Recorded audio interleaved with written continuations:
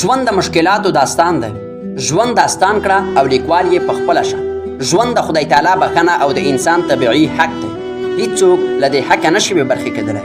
د ژوند حق نه چاته ورکول کیږي او نه هم له چا نه اخیستل کیږي. دا یو ذاتي او الهي تحفه ده.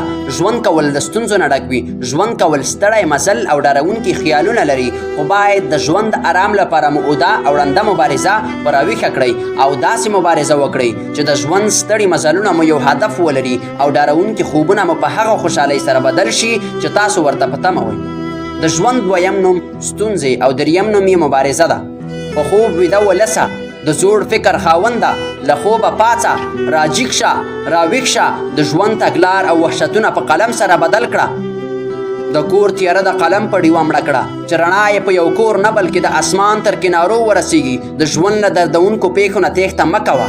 بریالي خلک ستونزو ته د حل لارې پیدا کوي او ناکام خلک ستونزو پسې ستونزې زیږوي. د نورو اتلانو تر اغېزې لاندې مه راځه.